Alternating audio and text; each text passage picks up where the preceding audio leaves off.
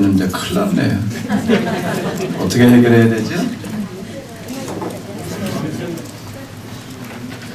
항상 잠을 포기해야죠. 괜찮아요? 사실 이스라엘 역사보다 교회에서 시간이 더 많이 걸리는 건데, 예수님 그분이 하신 일이 어떠한 일인가?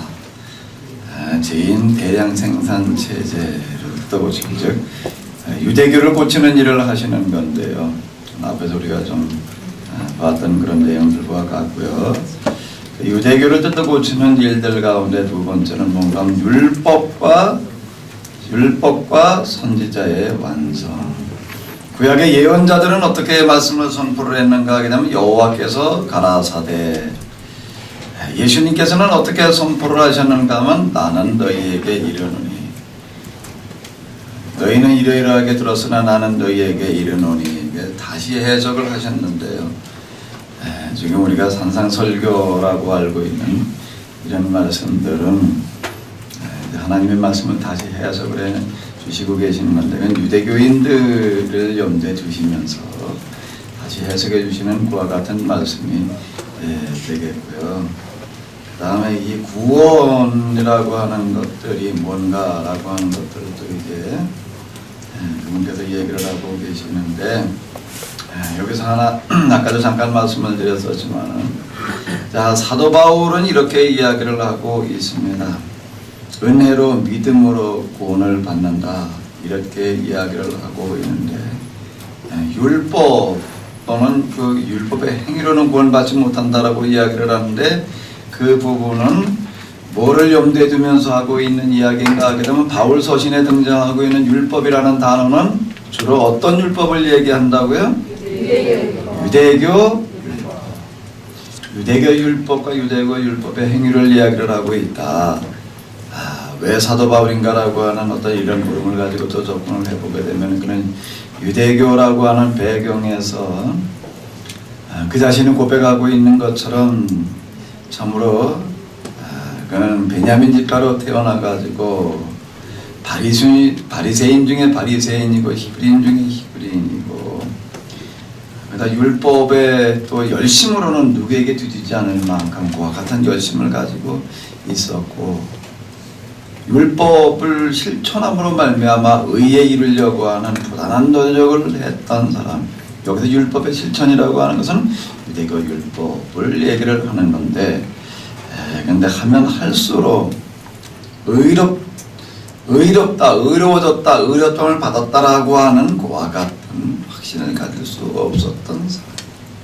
왜 그가 그토록 예수님이 돌아가시고 난 다음에 교회에 대해서 핍박하는 일에 앞장을 섰는가 하게 되면은, 그 일 자체가 뭐로 보았는가 하게 되면은 율법의 한 실천으로 보았기 때문에, 율법의 실천으로 보았기 때문에 예루살렘에서 뿐만 아니라 온 유다 전역에서, 그러다 그는 다메섹까지 기독교인들을 잡으러 가다 여기서 예수님을 만나게 되는데, 그가 이야기하고 있는 이 서신에서 말하는 구원이라고 하는 것들은 주로 무엇을 염두에 두면서 얘기를 하고 있는가 하면, 유대교의 율법, 유대교인들이 생각하고 있는 그런 구원관에 염두에 두면서 이야기를 하고 있다라고 하는 겁니다. 이 부분에 대해서는요, 다음번 3박 4일 때 이 복음서에 관해서는 조금 더 이제 자세하게 그때 가서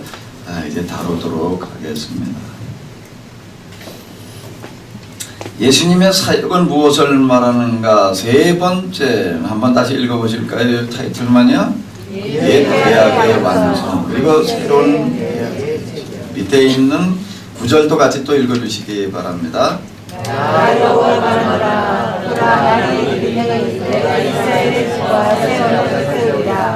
그날 후에 내가 이스라엘 집과 새로운 언약을 하니, 곧 내가 나의 도를 그들 속에 주며 그 마음에 기록하여 나는 그들의 하나님이 되고 그들은 내 백성이 될 것이다. 예수님 그분이 하시는 일은 새로운 계약을 체결하시는 일이다. 구약 성경은 두 계약의 책입니다. 첫 번째 계약의 책을 우리는 뭐라고 부르는가 하게 되면 약은 여기서 뭘 얘기를 하냐면 계약. 그리고 또 하나의 책 27권을 우리는 뭐라고 부르냐면 신약. 그 새로운 계약. 그 두 계약의 책인데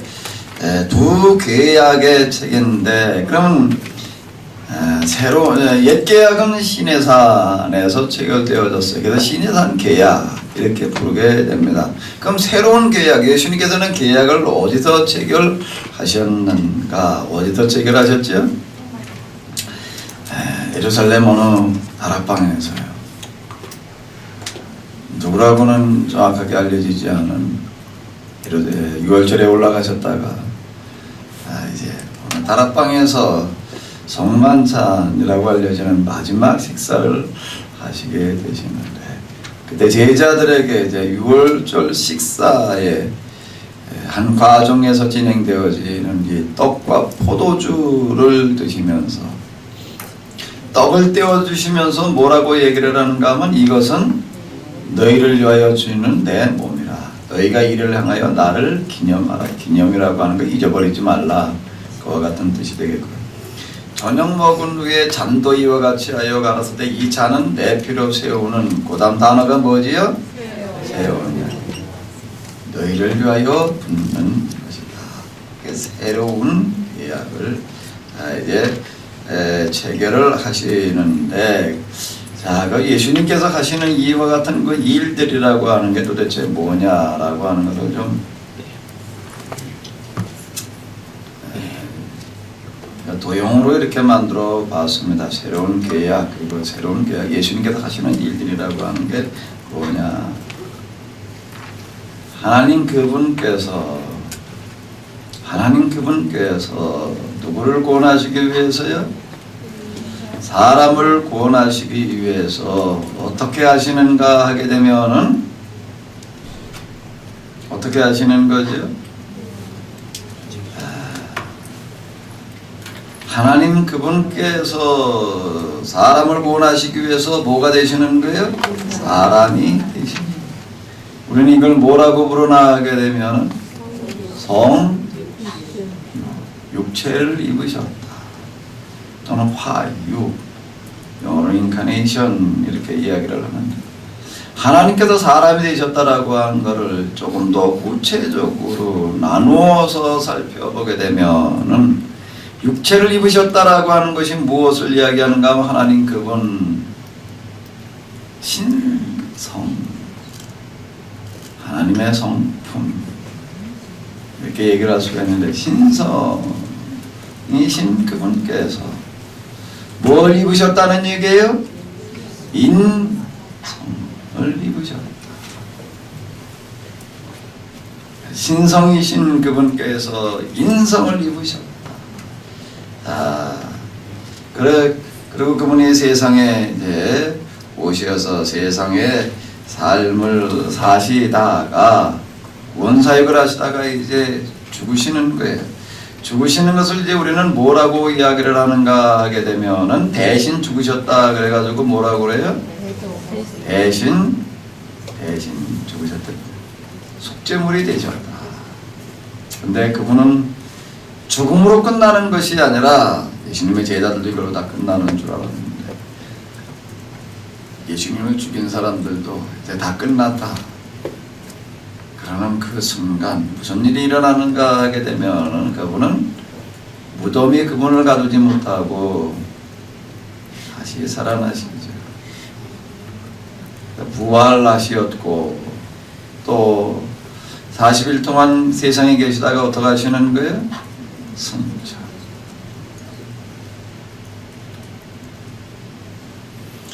세상에 계시면서 그분은 이야기를 하시는 거예요. 내가 갔다가 곧 다시 오리라. 위에 있는 자들 가운데서 내 인자가 다시 오는 것을 볼 자도 있으리라. 자, 그분을 이제 어떻게 하시는 거예요? 다시 오셨어요. 그 다시 오심, 그는 이제 재림 뭐 이런 얘기들도 하고 그런데, 그건 재림이 아닌 다시 오심은, 여기서 다시 오심은 무엇으로 오심인가 하면 육체로 오심이 아니라 영으로 오심. 영으로 오심. 첫 번에는 뭘로 오시면? 육체로 오심이. 두 번째는 영으로 오심.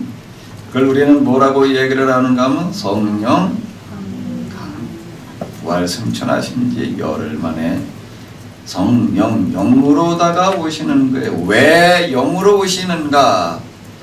처음에는 육체로 오셨는데 처음에 육체로 오신 이유는 그 육체를 입으시고 인간의 육체로 인간을 위해서 인간의 죽음을 죽으시기 위해서 대신 죽으시기 위해서요.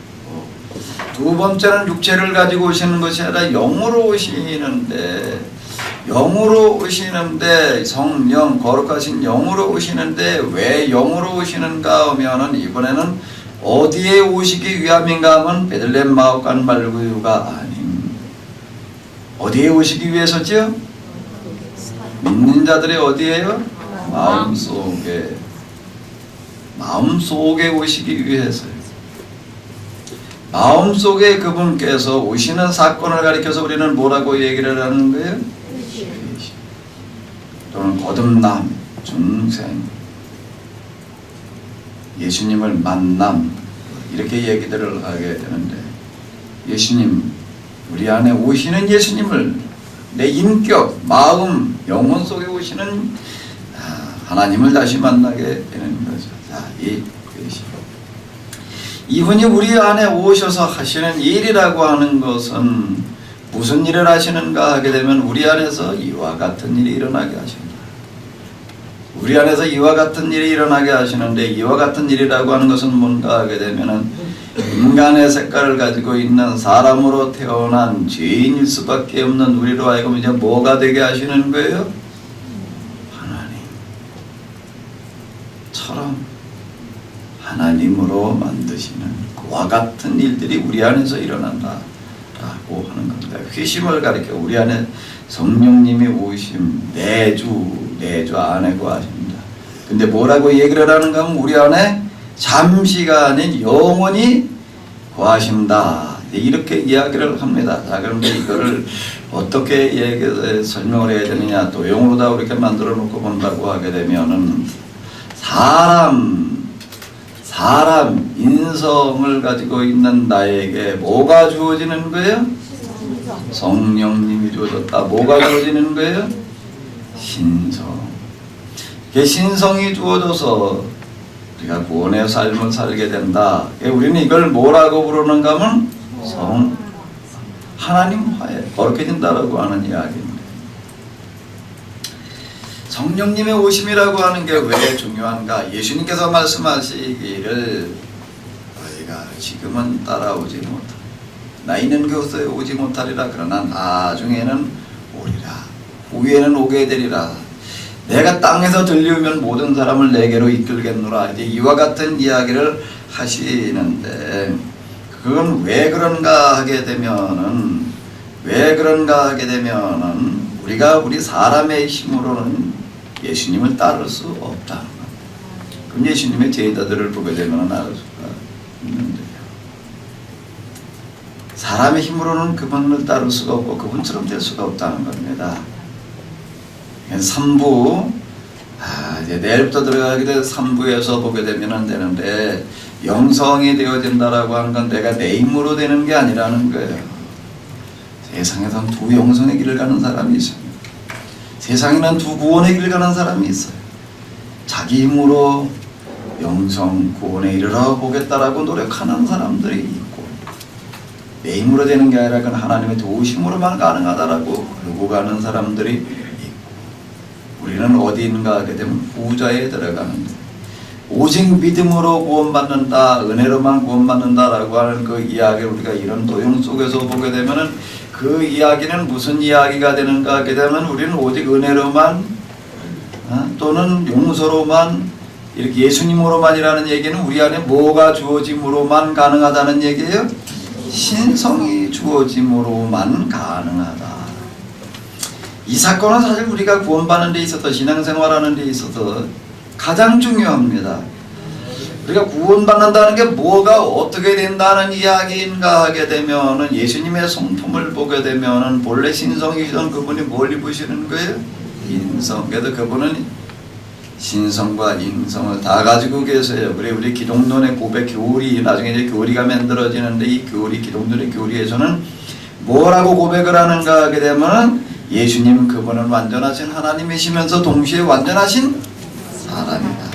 그 신성과 인성을 동시에 가지고 계시다라고 하는 그와 같은 이야기인데, 사도신경에서 고백하고 있는 동정녀 마리아를 통해서 태어나셨다라고 하는 이런 고백들, 즉 우리 안에 우리가 가지고 있는 뭐를 가지셨다는 얘기예요? 왜 이분으로만 구원받는다라고 이야기를 하는가 하게 되면은 이분이 인성을 가짐으로 말미암아 우리 가운데 오셔서 대신 죽으심으로 말미암아 우리 가운데 뭐가 오는 길이 열리는가 하면 성령님이 오셔서 우리 안에 뭐가 주어지는 거예요? 구원받는다는 것은 우리의 성품이 인간의 성품일 수밖에 없는 우리 가운데 신성이 주어져서 우리의 성품도 이제는 뭐가 되나 하게 되면 하나님의 성품에 참여한 자가 된다는 거예요. 하나님의 성품에 참여하는 자가 되는 건데 우리도 이제는 뭐가 되는 거예요? 단성이 아닌 양성. 인성만 가지고 있는 게 아니라 우리 안에도 뭐가 있다는 얘기예요? 신성 플러스 인성 플러스 신성. 그러니까 예수님의 성품과 우리의 성품이 어때지는 거예요? 같다. 같다. 구원받는다라고 하는 이야기는 여기 우리가 예수님의 사건을 통해서 보게 되면은 이와 같이 되는 걸 얘기를 하는 것. 여기서 이게 하나님처럼 되어진다라고 하는 이런 얘기는 하나님을 보여주는 삶을 살게 되면 보여주는 선교, 보여주는 삶이라고 하는 것들은 내가 내 힘으로 되는 게 아니라 그분의 도우심으로만 가는 라고 하는 그와 같은 이야기가 되겠습니다. 그럼 예수님께서 이제 얘기하시는 삶의 문제들, 예수님께서는 이제 주로 삶 실천하는 자, 이같이 너희 빛을 사람 앞에 비추게 하여 저희로 너희 착한 행실을 보고 하늘에 계신 너희 아버지께 영광을 돌리게 하라. 내가 너희에게 이르노니 너희 의가 서기관과 바리새인보다 더 나지 못하면 결단코 천국에 들어가지 못하라.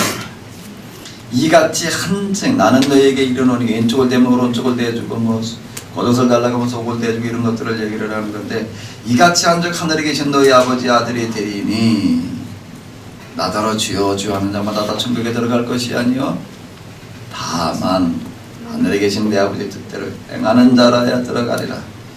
이런 말씀. 자, 이런 말씀들은 뭘 얘긴가 하게 되면 너희가 그렇게 해라는 얘기가 아니라 내가 너희로 하여금 그렇게 하게 하리라. 하게 하리라. 하게 하리라는데 이 얘기는 하게 하리라는 말씀, 하게 하리라라고 얘기를 하시지 않고 그렇게 하라라고 이야기를 하시는 것은 무슨 얘기인가 하게 되면 그게 되게 하는 것은 하나님께서 성령님으로 말미암아 되게 하시는 건데, 그런데 그분은 우리에게 뭐라고 얘기를 하시는가 하면 그건 네가 한 거다. 이렇게 인정해 주신다는 거예요. 거기는 그분이 다 하시면서 내가 한 것이다라고 또 사람이 해야지 되는 거예요. 사람이 해야 되는 그 부분을 그분이 대신 죽으셨을 뿐만 아니라 여긴 대속이고요. 회심이라고 하는 거, 성화라고 하는 건 뭔가 하면 대자로다가 또 얘기를 안 한다면 뭐가 될까요? 다음 뭐가 되겠어요? 대신 죽으셨어요. 여기서는요. 행이 되는 대속과 대행. 그분이 하시는 거예요. 그분이 하시면서 뭐라고 얘기를 하시는가 하면 네가 하는 거다. 이렇게 인정해 주신다라고 하는 겁니다. 왜 하나님께서 인성, 사람이 되셨나? 인성을 입으셨나? 그러나 내려오시는 거예요. 우리는 올라가게 하시고요. 우리에게 뭘 주시기 위해서요? 우리에게 뭘 주시기 위해서요? 왜 그분께서 한번 읽어보시기 바랍니다. 왜 그분께서 인간이 뭐라고 대답을 해야 돼요? 인간으로 하여금 뭐요? 어떻게 되게 하시려고요? 그분이 인간이 되심으로 말미암아 우리는 하나님이 되게 하시고, 그분이 인성을 입으심으로 말미암아 우리에게 신성을 주시고, 이런 게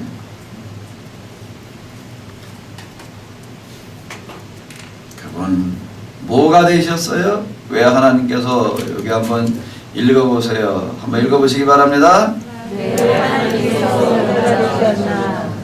개역 성경을 읽은 데를 가다 보게 되면, 한글 읽은 데를 가다 보면 인자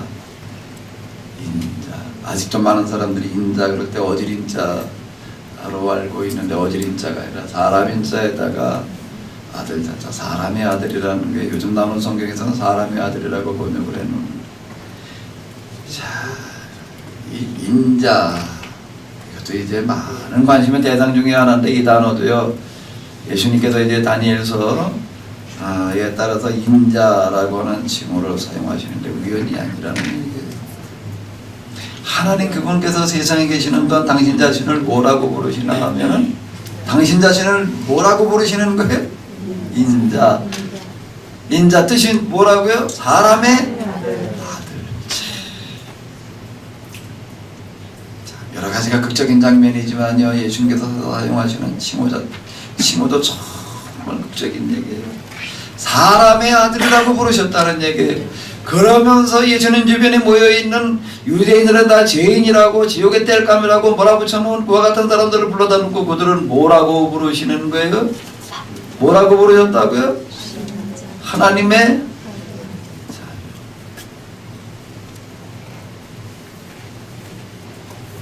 그분은 나다심과 섬김이라고 하는 게, 무릎 꿇으시면 뭘 얘기하는가? 바로 이와 같은 거예요. 당신은 누구를 여기셨고요? 사람들은 누구로 여기셨고요? 하나님의 자녀로 같이 여기셨다라고. 사실 우리가 이렇게 놓고 보게 되면 그분이 다 아시는 건데, 근데 그분은 뭐라고 이야기를 하시는가 하게 되면, 내가 한 건 절반만 한 거다, 나머지 이건 누가 한 거다, 네가 한 거다라고 이렇게 인정해 주십니다. 믿음으로만이라고 하는 것을 뭔가 하게 되면 우리는 이런 사실을, 이와 같은 일들을 우리가 인정함으로, 받아들임으로 구원을 얻게 된다. 다 해서 10개라고 한다면 하나님께서 몇 개를 하시는 거예요? 몇 개를 하시는 거예요? 사람은 몇 개만 하면 돼?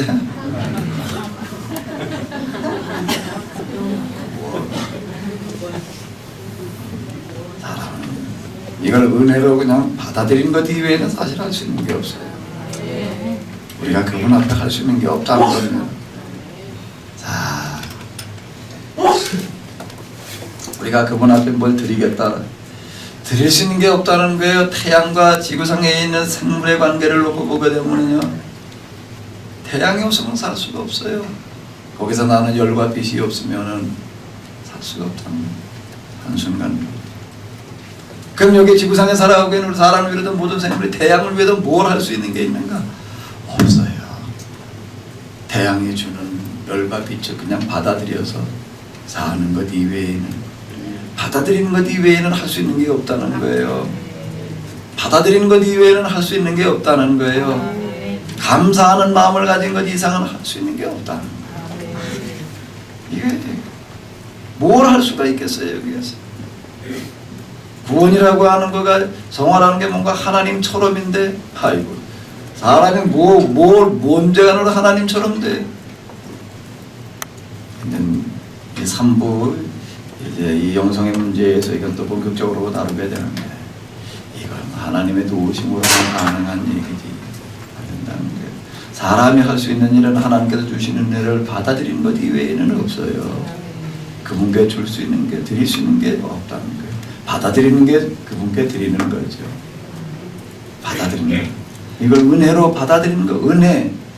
은혜를 인정하는 것이 우리가 할 수 있는 다지요. 그분께서 주시는 걸 은혜로 우리가 감사하게 받아들이는 것 이상은 할 수 있는 게 없다는 겁니다. 우리 거가 한 가지만 하면은 된다. 그럼 그분께서 우리 안에서 되게 하시는 줄로 믿습니다. 우리에게 하라고 하시는 말씀들은 뭔가 하게 되면 네가 해라가 아니라 되게.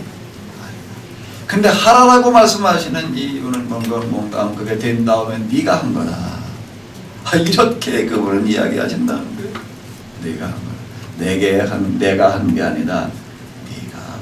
우리는 한 가지만 하면 되는 줄로 믿습니다. 그건 이제 변화 하나님처럼 되어지는 거예요. 사람의 아들이 하나님의 자녀가 되어지는 것과 같은 건데, 우리에게 있어서 가장 중요한 것은 뭔가 하면 성령님이 오시는 그와 같은 사건이에요. 오순절 체험인데, 자 이제 이 사람들을 예루살렘에 이제 모아다 놓고 이제 부활하신 예수님 40일 동안 뭐 하시는가 하게 되면 찾아다니시는 거예요. 엠마오로 가는 제자들, 갈릴리로 돌아간 제자들, 예수님을 다 떠나간 제자들 찾아다니시는 거예요. 찾아가셔서 어떻게 하시는 거예요? 무조건 받아주시는 거예요. 뭐라고 청매의 말씀이라는 건 도대체 없다는 거예요. 그냥 받아주시는 거예요. 그냥 받아주신 다음에 다 어디로 가라고 얘기를 하시는 거예요? 예루살렘으로 올라가라. 예루살렘을 떠나지 말고 기다려라. 이렇게 이야기를 하시는데, 자 제자들로 하여금 어디서 시작하라고 하시는 말씀인가 하게 되면은 예루살렘에서 시작을 해야. 첫 번째 계약의 공동체들, 그들을 하나님께서는 어디로 보내셨는가 하게 되면은 가나안 여리고성으로 보내시는 거예요. 여리고로 가라. 두 번째는 어디로 가라고 말씀을 하시는 거예요? 예루살렘으로 가라. 예루살렘이라고 하는 곳이 어딘가 하면 유대교의 초롱성. 유대교의 초롱성이라는 얘기 앞에서 이제 이 가나안 여리고를 잠깐 봤는데 가장 강대한 성이었다. 도무지 그간 무너뜨릴 수 없는 그와 같은 성. 여리고도 가장 강대한 성. 성 자체도 견고한 성이었지만 이 예루살렘에서 살아가고 있는 이와 같은 이 사람들 어떻게 살아가고 있었는가? 이 사람들은 서로 결혼식을 하게 되면 예물을 어느 정도로 주고받는가 하면 신랑 신부의 몸무게에 해당되는 금 폐물들을 주고받았다. 이 당시 제사장 부인들이 어느 정도로 살아가고 있었는가 하게 되면은요, 딸들 시집 보낼 때 지참금으로 보내는 게 100만 데나리온에 해당되는 돈을 보냈다. 한 데나리온이 뭔지는 아시죠? 한 데나리온은 뭐지요? 한 장정의 하루 품삯. 장정의 하루 품삯 한 사람이. 100만 데나리온이라면은 뭔 얘기? 이건 몇 년인가? 100만이면 이게 뭐 계산이 안 나오는 돈을 말하는 거고 지참금이 그렇다는 얘기예요.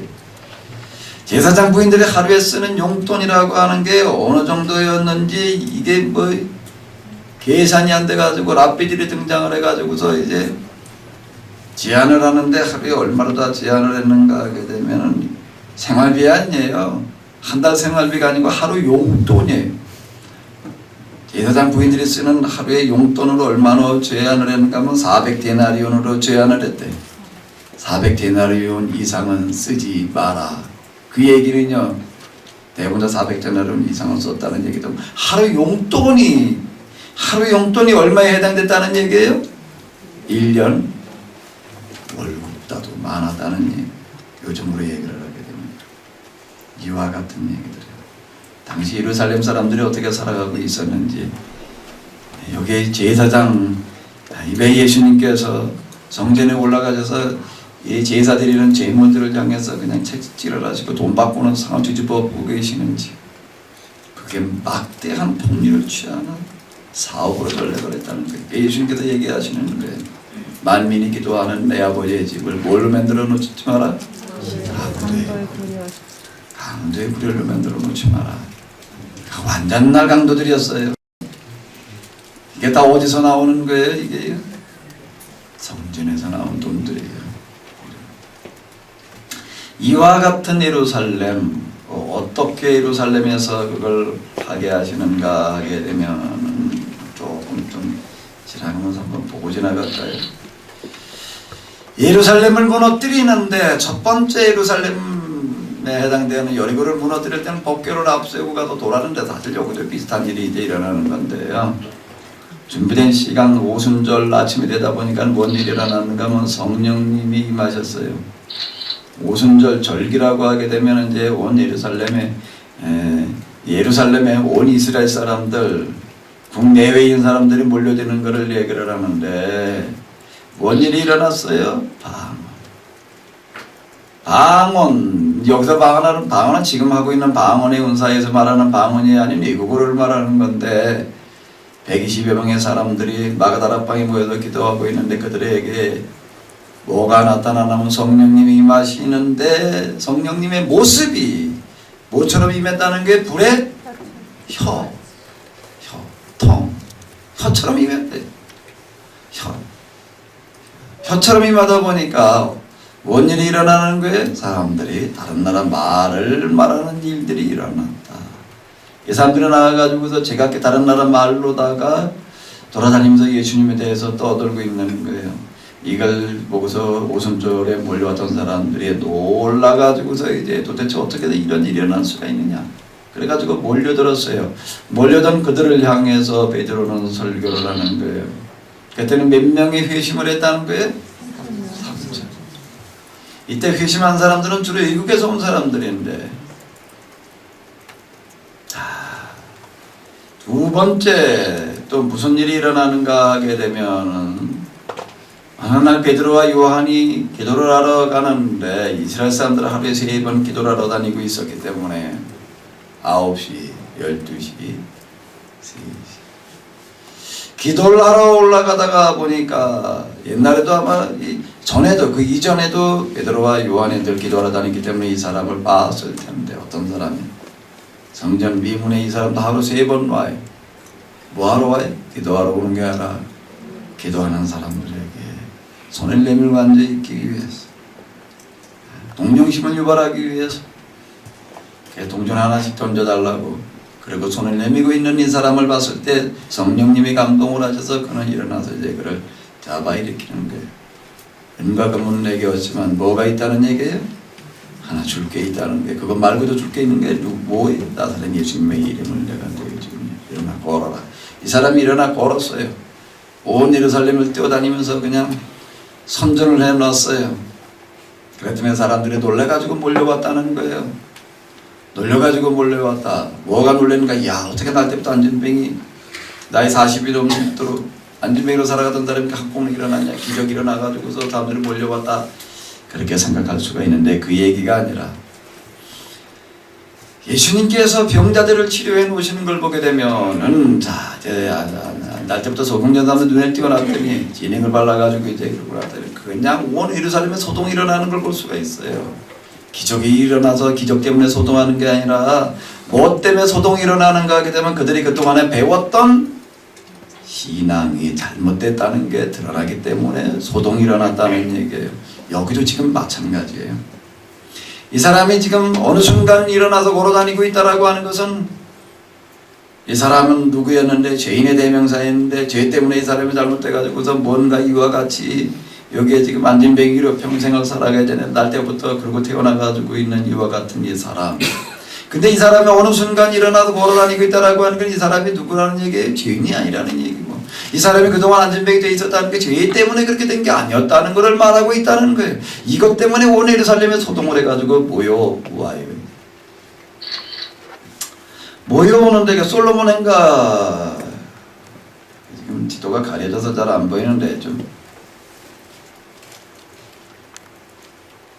이런 보는 김에 조금 자세하게 보자고요. 이게 성전 영내고 여기가 성전 건물이고 여기가 들어가는 입구 미문이고 요 옆에 행각이 쪼르르 있는 게 솔로몬 행각이에요.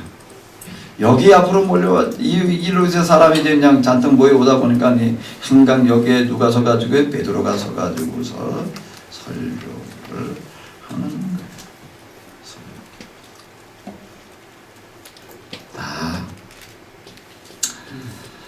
앞에서 3,000명이 회심을 했을 때는 오순절 때, 6월절 때에는요, 여기에 아주 이 이스라엘, 이 유다 지역에 있는 사람들, 여기 유다라는 이때 얘기를 할 때 유다라는 게 유다 지방 유다가 아닌 온 이스라엘 다 그때 유다라고 이 나라를 불렀기 때문에요.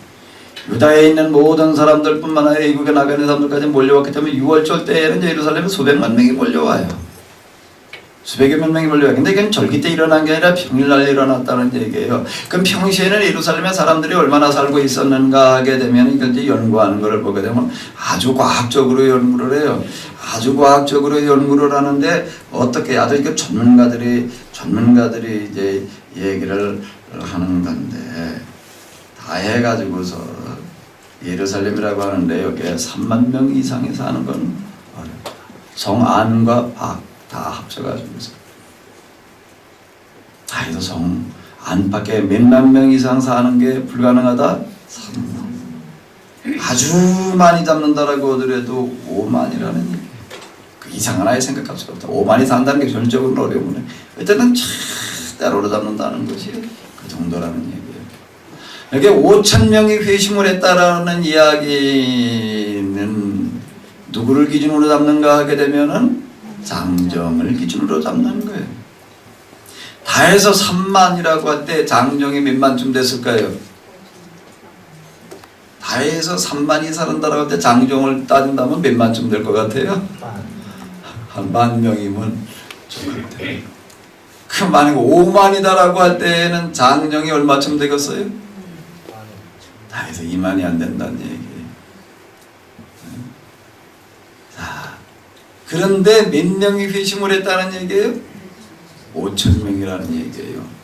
이 5,000명이라는 숫자는요, 앞에서 얘기한 3,000명보다 5,000명이 많다 이 개념이 아니에요. 전혀 딴 얘기예요. 이때 3,000명이라는 건 예루살렘에 살고 있는 사람 3,000명을 얘기를 하는 게 아니라 외국에서 살다 오는 사람들이 주로 회심을 한 게 3,000명. 그때는 여기에요. 2월절에 오는 사람들은 주로 이제 오순절까지 오순이라는 게 50일을 얘기를 하는 거기 때문에 워낙에 이곳 평생 한 번 왔기 때문에 이제 그때가 주로 머물러 가기 때문에 이제 사람이 여기에 아주 그냥 빼곡하게 들어차 있을 때를 얘기를 하는 거고, 이게 이 시대를 연구하는 사람들 보게 되면 6월절 열기 때 여기 뭐 200만 명, 300만 명이 몰려왔다는 건데 여기에 어떻게 200만 명, 300만 명이 있을 수가 있었느냐, 이게 의문이 돼요. 아주 콩나물모냐로 빼곡하게 들어서야지나 가능할 수 있는 그런 얘기입니다. 근데 이 사람들이 와가지고도 주로 이제 여기서 범죄를 드리는데 이걸 어떻게 다 범죄를 소화할 수가 있었겠느냐, 이런 것들이 이제 연구 과정인데, 어쨌든 이런 상황에서 5,000명이 회심을 했다라는 얘기는 예루살렘 그 인구를 얘기를 하는 거거든요. 방문객을 얘기를 하는 게 아니라, 방문객이 아니라 인구를 얘기를 하는 건데, 이때 여기 5,000명이라는 얘기는, 그리고 이거는요 갈릴리 사람도 아니고 예루살렘 사람들, 여기 의인들만 주로 모여 살고 있는데, 이건 뭔 얘기예요? 여리고가 무너지듯이 뭐가 무너졌다는 얘기예요? 예루살렘이 무너졌다라고 하는 그와 같은 얘기. 증인이 되리라, 땅까지 이르러 내 증인이 되리라, 되게 하리라, 너의 되어라가 아니라 되리라, 이렇게 얘기를 하시는데, 자 2장에서, 그러니까 여기 지금 이 이야기는 뭔가 하게 되면 이제 이 4장의 사건인데, 솔로몬 행각의 이와 같은 사건이라고 하는 건 4장에서 일어나는 그런 일인데, 여기에 증인이 되는 거, 이제 정말 예루살렘을 완전히 무너뜨리는 게 뭘로 무너뜨리는 건가 하면 성령님이 마시고 난 다음에 이스라엘 3,000명, 5,000명이 회심하고 난 다음에 하는 일이라고 하는 건 뭘 실천한다는 얘기예요? 신년. 신년을 실천한 게 아니라 신년의 정신을 실천을 했어요. 신년을 실천하려고 한다고 하게 되면 연수를 꼽아봐야 돼요. 언제가 신년이냐? 그럼 몇 년에 한번 찾아오는 거예요? 50년. 7년, 안식년 7번 지나고 난 다음에 찾아오는 거기 때문에. 자, 50년마다 찾아오는 거예요. 그 언제가 신년이라는 걸 기다렸다가 실천해야 되는 건데, 이건 아예 신년을 실천하는 게 아니라 신년의 의미와 정신을 실천하는 건데, 그게 뭔가 하게 되면은 3,000명, 5,000명이 회심을 하고 난 다음에 이 사람들은 어떻게 했다는 얘기예요? 성령님이 그들에게 임했다는 얘기인데 성령님이 임하고 난 다음에 그들이 하는 일은 뭔가 하게 되면은 가서 자기들이 가지고 있는 것들 가운데에서 가지고 와서 사도들의 발 앞에 갖다 놓고 예루살렘 교회 사도들의 발 앞에 갖다 놓고 뭐라고 거기다 갖다 이렇게 촉지를 하나 써서 걸어놨는가 하게 되면은 여기다 종이란 아들이 갖다 써놨어요. 여기다 뭐라고 써놨어요? 누구든지 필요한 사람이 있으면 필요한 만큼 가져다 쓰시오. 그리고 촉지라는 이스라엘 역사에서 우리가 보게 되면 예언자들이 이스라엘의 멸망을 선포하면서 그대로 고발하는 죄목을 뭔가 하면 안식년을 지키지 않았다는 거예요. 즉 신년을 지키지 않았다는 얘기인데 바벨론의 포로로 잡혀가서 내가 포로 생활을 이러이러한 기간 동안 하리라고 얘기를 하는데 내가 여태까지 살아오면서 안식년을 지키지 않은 횟수만큼 포로 생활을 하게 되리라. 70년을 예고하는 거예요. 안식년을 지키지 않은 횟수만큼 포로 생활을 하게 되리라.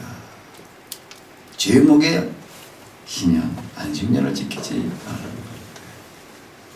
이스라엘 역사에 신년 그리고 안식년을 지켜본 적이 없어요. 나중에 이 사람들이 이제 바벨론에 돌아와가지고서 또 하나님 말씀대로 살겠다고 그렇게 난리를 쳤지만은 안식 뭘 지켰지? 안식 왜요? 안식 일도 뭘로 지키려고 그랬는가 하게 되면 일하지 말라는 거 위주로 지켰어요. 글도 쓰지 말아야 된다. 뭐 오른손으로 쓰는 건 어떠냐, 왼손으로 쓰는 건 어떠냐. 오른쪽에서 왼쪽으로 쓰는 거는 왼쪽에서 오른쪽으로 쓰는 거는 히브리어는 뭐 우리가 공부해 본 줄 아다시피 어디서 어느 쪽으로 써 내려가죠? 왼쪽에서 저 오른쪽에서 어디로 써 내려가요? 이걸 거꾸로 쓰면 어떠냐는 거예요. 그것도 글 쓴 거냐? 이런 식으로 일하지 말라는 걸로다가 자꾸 얘기를 해요. 왜 그쪽에다 초점을 맞춰가지고 안식일을 거룩하게 지켜야 된다라고 얘기를 하는가 하면 그건 뭐 하는 거기 때문에 돈 안 되는 거기 때문에 돈 되는 건 다 빼놨다는 얘기예요. 돈 되는 건 다 빼놓는 거예요. 안식일을 왜 말을 못하는가 하면 돈 드는 문제이기 때문에 1년 쉬인다는 개념이 아니었다는 얘기예요. 빈면서를 탕감을 해야 되고 노예를 방면을 해야 되고요. 7년치 월급을 한꺼번에 줘가지고 내보내야 되고 절대 빈손으로 보내지 말라라고 이렇게 얘기를 하고 있거든요. 그런데 이스라엘 역사에 실천해 본 적이 없는 사람의 힘으로 실천하려고 했던 불가능했던 그와 같으니 어떤 젊은이가 예수님을 찾아와가지고 손한 선생님의 내가 어떻게 구원을 받으리까 이러고 나오면서 물어요. 십계명을 쭉 얘기를 하시는 거예요. 그러면 내가 다 지켰습니다. 또 뭘 더 해야 되겠습니까? 다 지켰다라고 얘기를 하고 있는 그에게 예수님께서 얘기를 하시는 거예요. 네가 정말로 계명을 지켰다고 생각하니 그럼 내가 가지고 있는 걸 다 받아서 가난한 자들에게 나눠주고 너는 나를 따라와라. 그랬더니 이 젊은이가 마침 부자였기 때문에 고민하다가 그냥 돌아갔다. 돌아가는 그 모습을 바라다 보면서 예수님께서 얘기를 하시는 거예요. 부자가 천국 들어가는 건 뭐가 뭐 하는 것보다 어렵다? 낙타가 파는 구멍으로 나가는 것보다도 어렵다. 제자들이 놀라서 물어요. 아이고 그럼 천국 갈 사람이 누가 있습니까? 사람으로서는 할 수 없을 하나님으로서는 다 하실 수 있느니라 이 얘기예요. 누구도 사람으로서는 실천할 수 없는 길을 누가 나서서 하는가 하면 이때 실천하는 거예요. 이걸로 말미암아 예루살렘 교회와 예루살렘 성전의 대결은 끝나는 얘기. 5,000명이 회심한 사건과 더불어서 회심한 것만 가지고서 끝난 얘기가 아니에요. 그 다음에 더 중요한 이야기들. 2차례 기록되어지는 이런 이야기들. 그래서 예루살렘은 무너져버리고 말았다. 예루살렘을 무너뜨려서 이제 그 다음에는 어디로 갈 차례인가 하게 되면은 이제 여기에 이제 그 사도행전을 쭈루루 읽어 나가다 보게 되면 아주 중요한 이야기가 나오고 있는데 10장으로 넘어가서 보게 되면 누에게 이야기가 나오나 하게 되면 이제 밥 먹는 얘기가 나와요. 이제 베드로가 이제 일루절로 돌아다니다가 여기 이제 박해가 일어나가지고서 이제 교인들이 예루살렘에 있지 못하고 다 흩어져 버렸거든요. 이 박해라고 하는 거가 뭔가 하게 되면 이제 이 최초의 선교자가 누구지? 스데반. 그런데 예루살렘 교회는 박해가 일어났는데 박해는 뭐와 똑같았다는 얘기예요? 파송식. 온 유대와 사마리아 땅 끝까지 이르러서 뭘 하라는 얘기예요? 복음을 전하는 증인이 되어라라고 얘기를 하셨는데 박해로 말미암아 흩어질 수밖에 없었어요. 이제 박해로 흩어지는 사람들 이제 찾아다니는 게 요즘으로 얘기하면 이제 신방을 갔어요. 이제 어디로 갔냐면 요빠 이제 항구 도시로 갔어요. 이제 항구 도시 요빠에 가가지고서 이제 피장이 시몬의 집에를 이제 갔는데 한참 먼 길을 걸어갔더니 이제 배가 고팠는가 봐요. 근데 피장이 시몬의 집에서는 또 사도들 중에서도 어쩌면 베드로가 왔는데 그냥 냉장고에 들어있는 찬밥 끄집어내서 전자레인지에다 데워줄 수는 없고 어떻게 해야 돼 이제?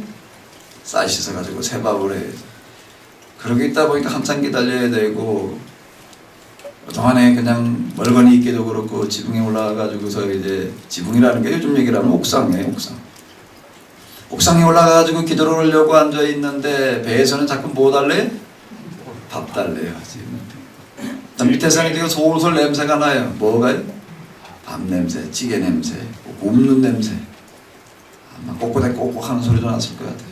씨암탉 잡는 소리도 나고. 그러고 있다 보니까는 눈앞에 뵈었어요. 뭐가요? 먹을 게 내려왔어요. 하늘로부터 한 보재기가 내려오는데 그래 보니까 먹을 게 잔뜩 들었어요. 음성이 들려와요. 배고프지? 일어나 잡아 먹어라. 먹으려고 보니까는 뭐가 들어있어요? 돼지. 또 뭐가 들어있어요?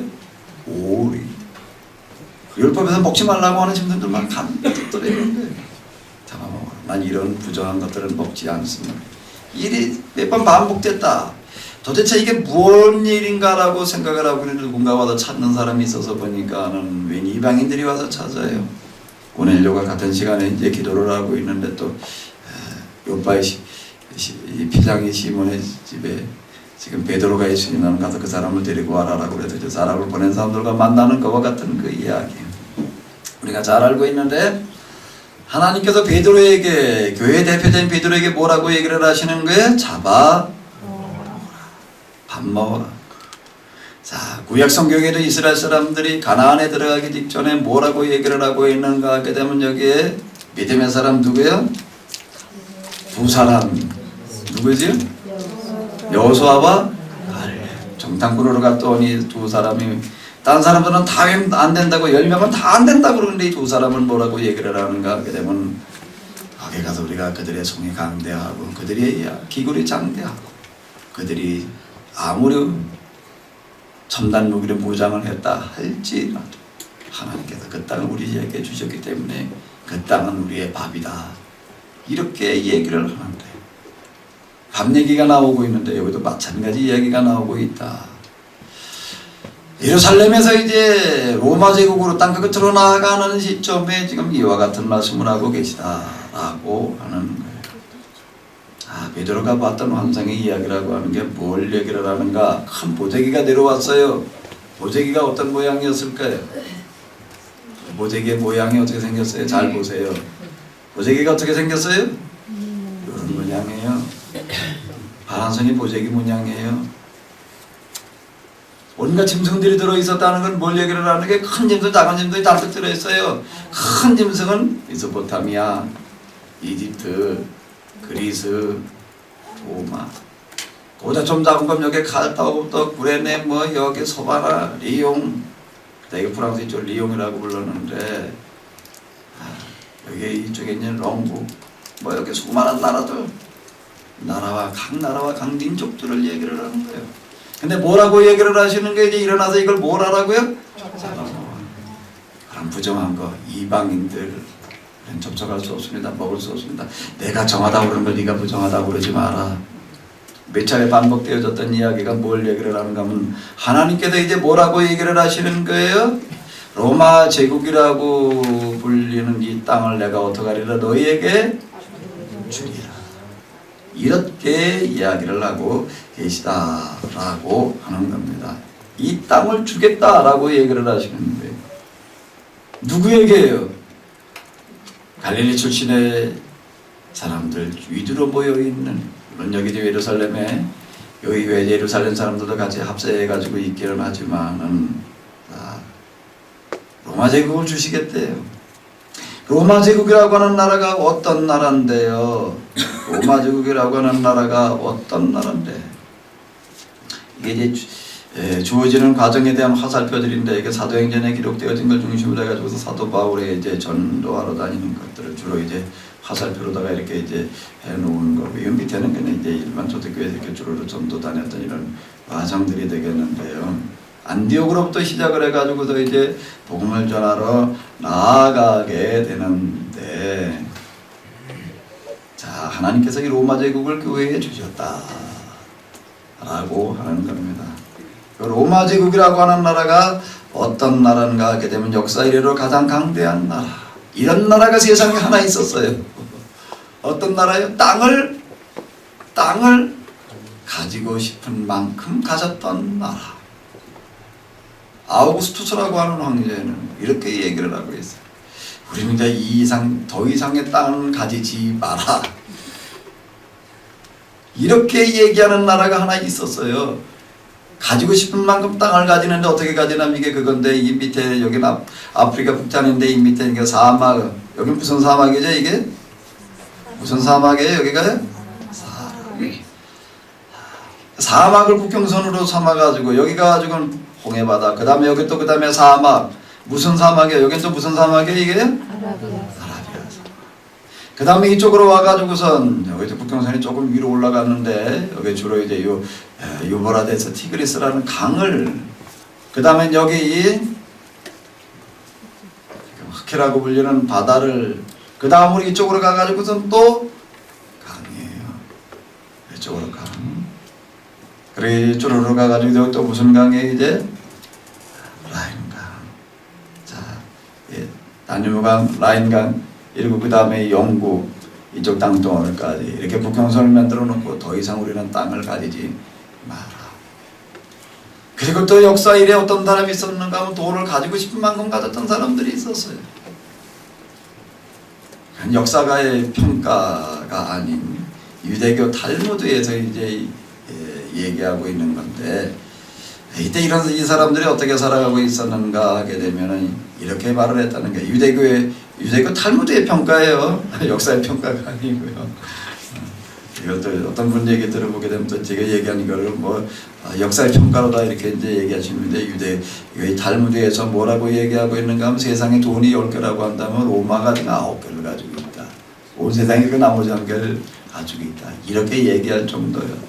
그리고 이 시대의 그런 어떤 문화도 이런 것들을 보게 되면요, 정말 이 사람들은요 어떻게 살아가고 있었는지, 로마, 이 예루살렘이라고 하는 조그만 도시의 수도, 저 조그만 나라의 그 수도 예루살렘에서도 거기에 사제들이 어떻게 살아가고 있었는가 앞에 잠깐 언급을 했었는데, 로마라고 하는 지역이 로마 사람들은 더 말할 것도 없어요. 돈을 쓰고 싶은 만큼 썼던 사람들.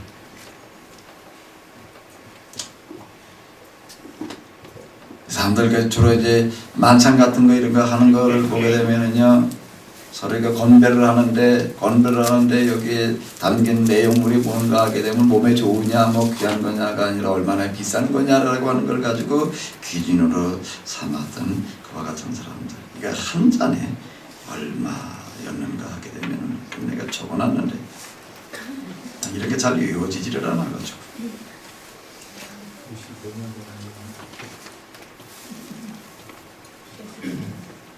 한 잔에 얼마인가 하게 되면 25만 데나리온이래. 25만 데나리온의 가격이었다는 거예요. 뭐 가격이 이렇게 비쌌는가 하게 되면 진주를 갖다가 뭐 알코올로 다 녹였대나?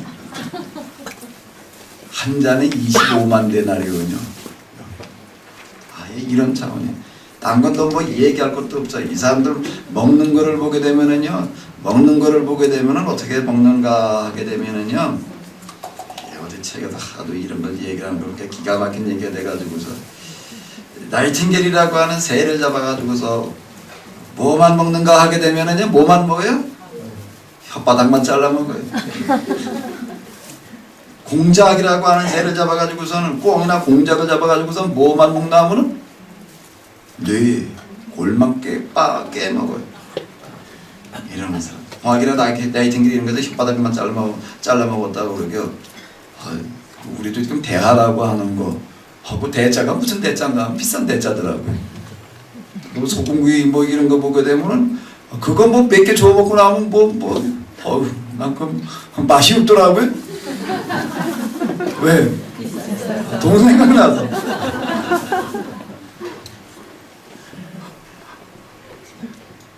애들은 맛있다고 저 먹는데 난 도저히 맛있다고 말할 수가 없어. 그 감정이 얼마나 비싸요. 이 사람들은 새우를 갖다가 뭐만 먹었나 간만 빼먹었대. 장어. 근데 뭐 강남 어떤 목사님 미국에 계신 교수였던 목사님 와서 집회를 한다고 그래서 인사차 갔더니 밥 먹으러 가자고 그래서 집회 끝나고 그러는데 밥 먹으러 가는데 강남인가 강남 수준에서였는지 어디 가냐면 장어구이 집을 가더라고요. 뭐 민물장어래나 뭘 그걸 갖다 먹고 이렇게 먹는데 그 맛있더라고요. 그 맛있게 먹고 있는데 단맛이 싹 도망갔어요. 어떤 사람이 얘기를 하면 하니까 상처도 놓고 싸서 얘기를 하면 그게 한 점에 뭐 얼마래던가 계산이 잘 안 나와요. 그 말을 듣는 순간 단맛이 도망갔어. 근데 이 사람들은 장어회 중에서 뭐만 먹는가 하면 전만 먹는데 우리를 먹는 사람들이 아니고요. 한번 연애를 하기 위해서는 7,000마리의 새와 물고기 이런 것들이 필요했다. 뭐 도대체 믿겨지지가 않아요. 이 사람들 연애하던 얘기 뭐 잘하지 않으니까 이런 걸로 다 먹고 나가지고선 강아지 풀 같은 걸 가지고 목구멍에다 집어넣어가지고 돌려가지고서 토하고 와가지고 이까지 먹어서 또 먹고 이러고 있었다는 얘기. 군대로 얘기를 하게 되면 정규군이 한 50만 명 됐다고 그러는데 북경선이라고 하는 게 이렇게 강과 사막 바다 이런 것도 다 구성이 되어져 있고 그런 데다가 이 사람들의 그 어떤 그런 군대는 정말 천하무적이어가지고서요 이렇게 얘기를 600여 년 동안 국경선에 적군의 그림자가 나타난 적이 없다. 그 안에서 내부적으로다가 정부 다툼하기 위해서 어떤 그런 정변은 일어났어도요 외부에서 일부군이 쳐들어온 적이 없다. 600년 동안 평화가 유지되고 있었다. 600년 동안 이들이 그 로마 도로를 닦는데 몇 년이 걸렸는가? 600년 길이로 얘기를 하면 지구에 몇 바퀴야? 10바퀴에 해당되는 그런 나라라는 얘기예요. 지금까지도 이렇게 얘기를 해요. 세계 역사에 등장했던 가장 강대한 나라가 로마다. 유럽 사람들이 미국이 등장한 다음에 자존심이 구겼어요.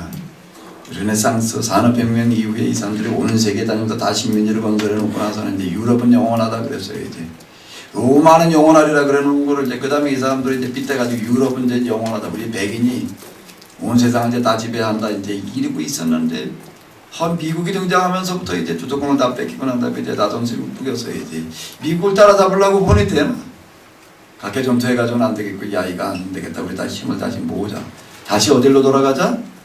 로마로 돌아가자. 이 시공동체가 이제 이래가지고 등장을 하는데 이걸 두고서 이제 또 어떻게 했는가 하게 되면 계시록을 해석을 하는 사람들은 뭐가 등장을 했다는 게 이제 로마가 등장을 했다. 이시 대통령이 이제 뭐라는 얘기에 적고있다. 이게 뭔가 하게 되면 이제 재림이 가까웠다. 또 이리고 저리다 해석들을 해 나갔는데 어쨌든 로마라고 하는 나라는 이런 나라인데 도대체 이걸 어떻게 해보라고 얘기를 하시는가?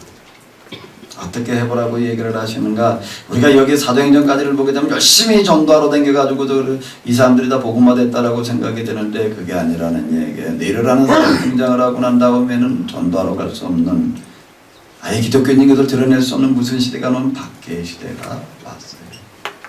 박해 시대가 왔다라고 하는 겁니다. 그게 몇 년인가 하면 64년입니다. 가서 전하는 시대가 마감이에요.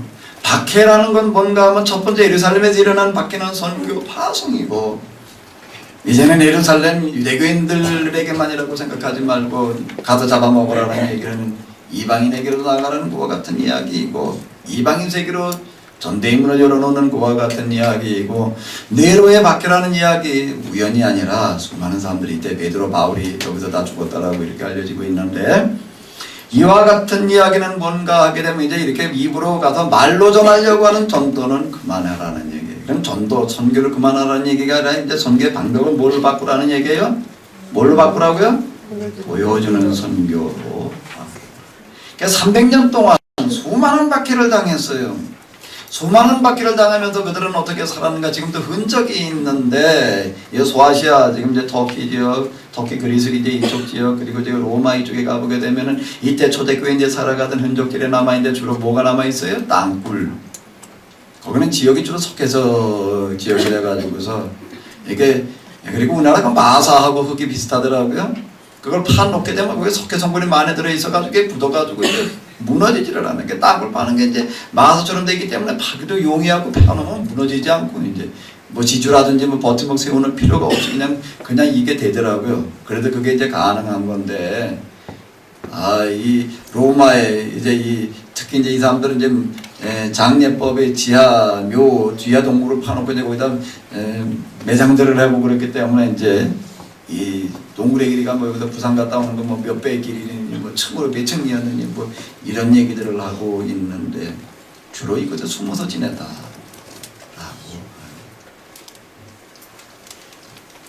최초의 교인들이 갈릴리 사람들 위주였던 것과 마찬가지로요. 예루살렘에 가가지고 5천여 명이 회심을 하면서 이제 여기 정통 유태인들 예루살렘 사람들도 좀 가세하기는 했지만요.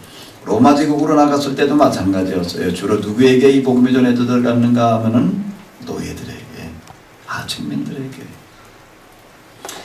항상 밑바닥에서부터 시작을 하게 되는데 그런데 이 사람들이 이 시대 300여 년을 살아가면서 어떻게 살았는가 하게 되면 예루살렘에서 3,000명, 5,000명이 회심하고 난 다음에 실천하던 것과 같은 신앙 정신을 실천하고 있었다라고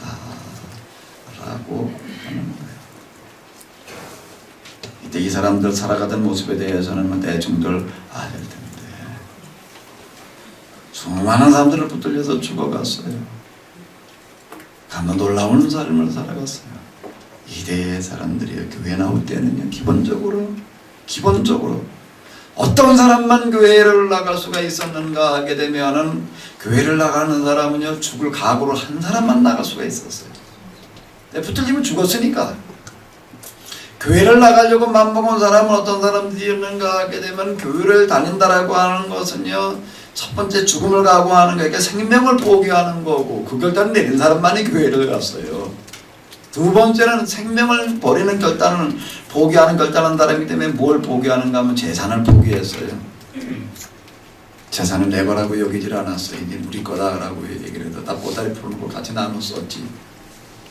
그리고 살던 사람. 그리고 박해 때문에 일루절루 쫓겨다니는 사람들. 이때 기독교인이 된다는 얘기가 오늘 교회 다닌다는 얘기하고는 전혀 달라요. 이때 기독교인이 된다는 얘기는 뭘 도대체 먹고 살 방법을 잃어버린다는 얘기하고도 같아요. 직업을 가질 수가 없어요. 나가서 푸주간을 할 수가 있나? 왜? 고기 팔라고 그러지, 파지 말라고 그래서인가? 이때 푸주간 시장에 나오는 고기라고 하는 것들은 다 도살장에서 잡아가지고 나오는 게 아니라 어디서 나오는 거예요? 이게 신전에서 나오는 거예요. 다 제사 드리려고 갖다 놨다가 그 다음에 가지고 나오는 거예요. 이러다 보니 이거 이방 신전의 신상 앞에 갖다 놨던 거를 할 수가 없어요. 그러니까 부족하던 사람도 부족하는 것 같아요. 이 부족하던 사람이 교회 나간다는 건 그 얘기예요. 세탁소 하던 사람도 교회를 나게 되면 세탁소를 관둬야 돼. 왜요?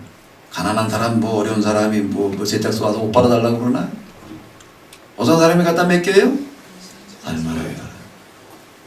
그 사람들이 가지고 오는 옷, 좀 살만한 사람들이라고 하는데 여기 저 세탁소에 가지고 오는 옷이라고 하는 건 주로 뭔가 하면 이교 제사장들 또는 거기에 종사하는 사람들의 옷이. 그러니까 교회 다니는 사람이 그 이교 제사장 옷이나 빨아줄 수 있나? 안 돼. 양복지 못한 사람도 마찬가지예요. 가난한 사람들은 다 저희가 그냥 바느질 꿈에서 옷 만들어도 대충 입고 살지만 좀 그래도 양복지만 옷 맞춰 입는 사람들은 돈 있는 사람들인데 주로 어떤 사람들인가 하면 귀족들 그리고 사제들의 이교 신들 사제들 이교 사제들이에요. 그러니까 이것도 관둬야 되고 해먹을 게 없었다는 얘기예요. 여태까지 하던 직업을 포기해야 되는 거고요. 이게 이 시대 기독교인 된다는 거. 생명을 포기하는 결단뿐만 아니라 직업 다 포기해야 되고 이런 거였어요. 붙들리면 죽는 거. 그럼 누가 교회 된 게? 재밌던 사람도 관둬야지. 놀라운 얘기는 뭔 얘기인가 하게 되면은 이러던 그 시대에 기독교인들 숫자가 엄청나게 늘어났다는 얘기예요. 진짜는 통하게 돼 있어요. 진짜는 통하는 거예요. 진짜. 진짜는 통하는 거예요. 시대를 연구하는 사람들 보게 되면 뭐라고 얘기를 하냐면 로마 제국 인구의 10% 내외가 기독교인이 됐대요. 엄청난 인구예요. 그건 요즘 우리 교회에서 통계내는 거하고는 달라요. 우리나라 몇 개 종교에서 각기 자기 교인들 갖다 통계낸 걸 보니까 우리나라 전체 인구보다 많다며. 이 통계는 정확한 통계를 얘기를 하는 거예요. 실통계를 얘기를 하는 거예요. 10% 내외. 이거는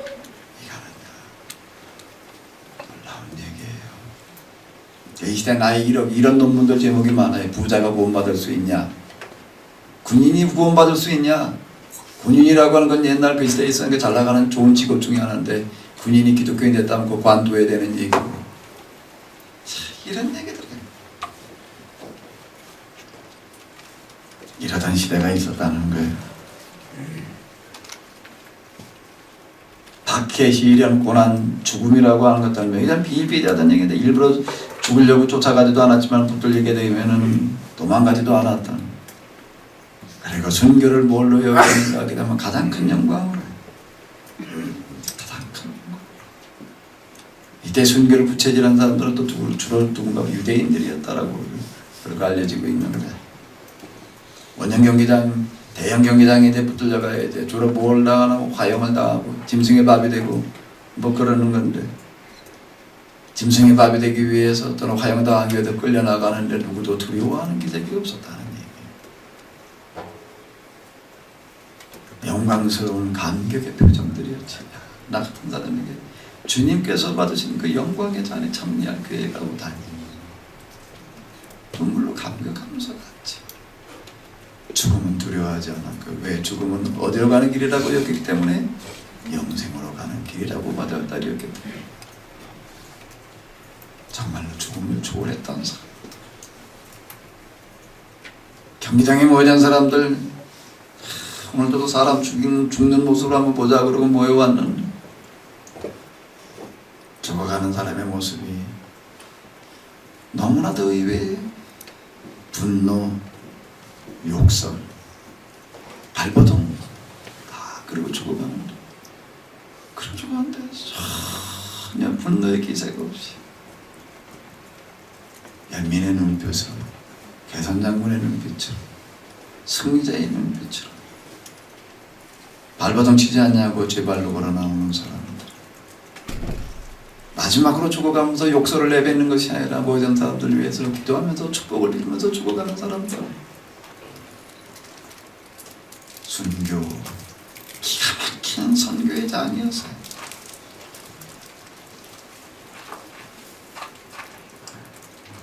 이때 이 로마 제국이 하도 땅덩이가 넓고 그러다 보니까 여러 가지로 통치했는데 넷으로 나눠가지고 이제 분하 통치를 했는데 분하 통치할 때 이제 황제 중에 한 사람 그래서 좀 뜻이 있었어요. 이 사람 도대체 이 로마 제국을 어떻게 이끌고 가야 되나. 언론에 가봐도 맨날 홍하 나이팅게일 잡아가지고 뭐만 잘라먹는다고요? 혓바닥만 안 잊어버리셨네. 한 잔 원샷 원배 마셨다면 얼마짜리라고요? 그런 걸 안 잊어버려. 대야를 잡아가지고 뭐만 빼먹고 연애를 한 번 하려고 하면 뭐 짐승 몇 마리나 필요 없고 그러고 살아가고 있고 도대체 이래가지고 이 나라가 어디로 가겠냐. 이 나라에 살 길이 어디에 있나. 이 나라를 끌고 나갈 만한 뭔가 정신적인 지출하는 게 없나. 그러고 고민하던 사람 그러고 이곳저곳 무언가를 찾아서 다니는 사람이 어느 날 눈에 띄었어요. 뭐가요? 순교당하는 사람들의 모습. 그때 뭘 하고 있었나 그 전해지는 얘기를 보고 사람은 쭉 기독교에 못 들어다가 세워놓고서 물었대. 나 교회를 더 이상 다니겠냐 안 다니겠냐. 안 다니겠다 그러면 돌려보내는 거고 다니겠다 그러면 손을 하나 얹어놔. 또 그러다 딱 자르고 그 다음에 또 묻는 거예요. 너 그래도 또 댕기겠냐? 또 믿겠냐? 안 믿겠다 그러면 가라 그러고 믿겠다 그러면 또 뭘 운전하라? 예, 자. 그리고 또 묻는 거예요. 또 믿겠다 그러면 뭘 운전하라? 오른다리 운전하라. 자르. 또 믿겠다 그러면 뭘 자르고요? 그러고도 또 믿게 돼요. 그러면 뭘 자르고요? 사지와 목이 잘려나가는 거예요. 그 다음 넌 나와. 넌 어떡할래? 또 사지와 목이 잘려나가고 그 다음 사람 또 사지와 목이 잘려나가고 어떻게 하다 그런 걸 지켜보게 되는데 누구도 여기에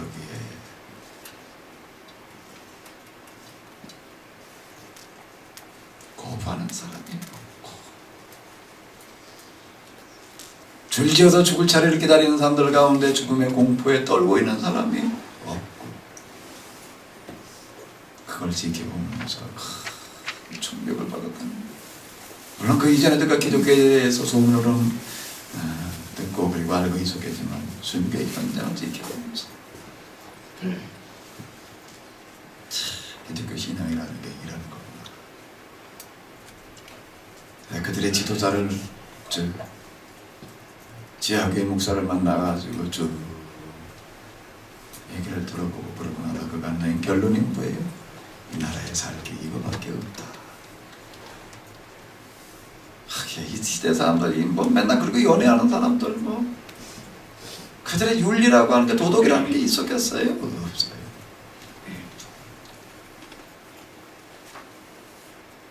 없어요. 정조대가 나오고 뭐 별의별로 뭐 기구들이 다 도는데도 대책이 없어요. 여자들의 정도를 갖다가 강요하기 위해서 정조대 맨들도 채워놓게 되면 면죄부가 돼요. 왜? 정조대가 있으면 또 뭐가 있어요? 그리고 장본아요. 그럼 뭐가 있을까요?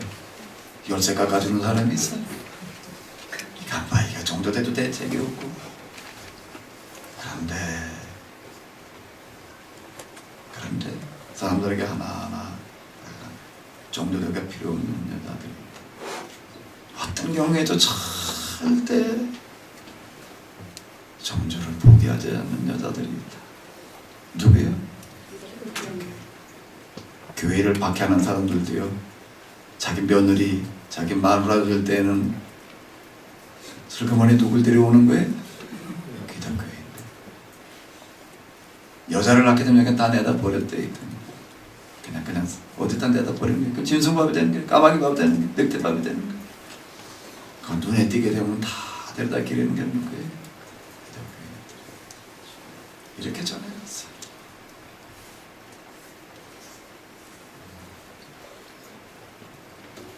이 나라에 살 길이 어디에 있다? 교회에 있다.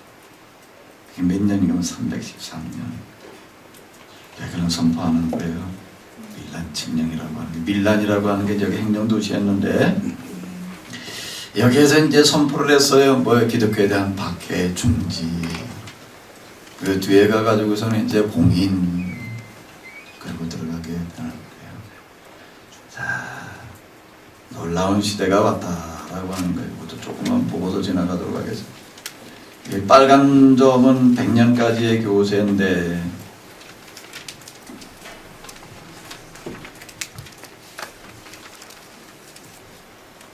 파란 거는요 185년 이레니우스라는 교부가 살고 있었을 때까지 교세예요.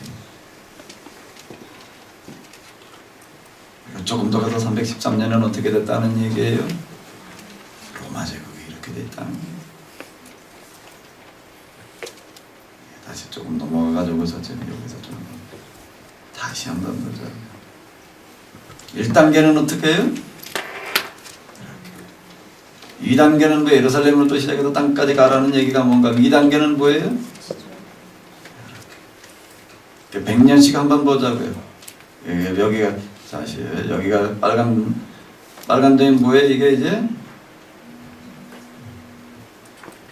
여기가 100년. 그 다음에 또 어디가 100년이에요? 여기가 100년. 또 어디가 100년이에요?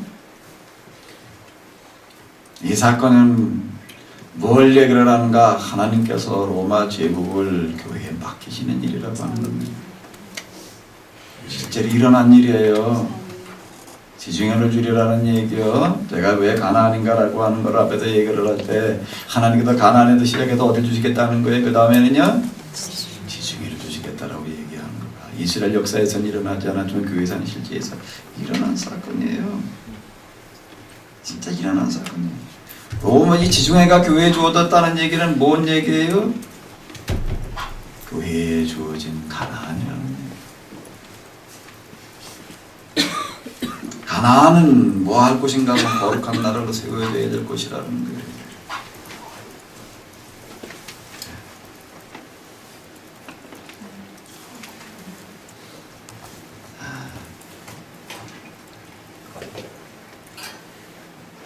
갈릴리 사람 몇 명으로 시작되어진 것과 같은 이것도 맞는 거예요. 콘스탄틴이 그 이후에는 교회에 어떻게 했는가 하게 되면요, 각 지역의 교회에 뭘 맡겼냐면 재정을 맡겼어요. 세금을 증시하고 관리하는 일을 교회에 맡겼어요. 그 중에 일부는 어디로 보내고요, 중앙정부로 보내고 나머지는 어디서 쓰게 했는가 하게 되면 국가재정을 어디서 운영하게 했는가 하면 교회에서 운영하게 했어요. 왜요? 이게 국가 관리들한테 맡겨봐야 이놈에게 새 나가는 게 많아요. 사과상자로 돌아다니는 게 많고. 근데 교회에 맡기게 되면 이 사람들은 절대 띵땅 치지 않는다. 아무리 많은 돈을 맡겨도 절대 사과상자로 담아서 돌리지 않는다. 비자금 관리하지 않는다. 이런 믿음이 있었기 때문에 행정력이라고 하는 거 인허가권부터 시작을 해가지고서 이것도요, 누구에게다 맡겼냐면 교회에다가 맡겼어요.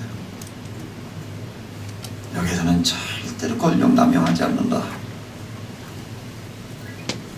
아는 사람이라고 해가지고 특혜주고 수의계획하고 하지 않고 공정하게 관리하리라. 이걸 관리들한테 맡겨놓으니까 맨 수의계야. 수의계획을 왜 수의계획을 직접 받아먹기 위해서. 그 직접 주기 위해서는 또 뭐 관리해야 되고 비자금 관리해야 되고. 지금도 우리나라의 뭐 최고의 기업이 지금 뭐 세무조사 받느라고 지금 뭐 무슨 특별 뭐 같은 동원되고 있는 비자금 찾아내려고 그러고 있는 얘기인데 여긴 절대 그럴 이유가 없다. 교회에다가 이거 다 맡기는 거예요. 재정권, 행정권, 뭐까지 맡겼는가 하면 사법권까지야. 법을 집행하는 것도요, 이게 또 여기에 그냥 누수가 많아요. 새 나가는 거 다 틀어막기 위해서 이건 교회에다 맡기는 게 제일 확실하다. 이와 같이 되어졌던 얘기들. 국방 빼놓고 나서 나머지는 다 교회에다 맡겼다는 얘기예요. 중세기에 가서 보게 되면 출생신고라든지 사망신고에 이게 신부에 사인이 없으면은 출생신고가 안 되고 혼인신고가 안 되고 사망신고가 안 돼.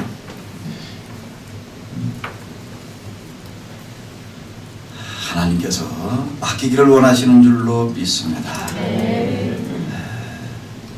복음하라는 거 뭘 얘기하는 건가? 선교라는 게 뭘 얘기하는 건가?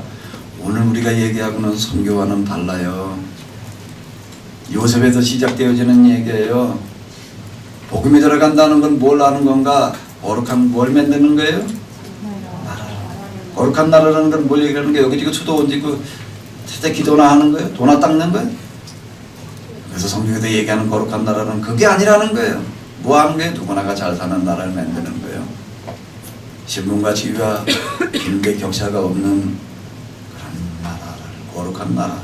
이제 교회가 가야 될 방향이라고 하는 건 뭔가 하면 이와 같은 방향이다 라고 하는 거예요. 자, 이스라엘 사람들 가나안에 들여보내실 때 하나님께서 뭐라고 누누이 당부하시는가? 너희는 가나안 들어가서 절대 가나안 문화를 받아들이지 마라.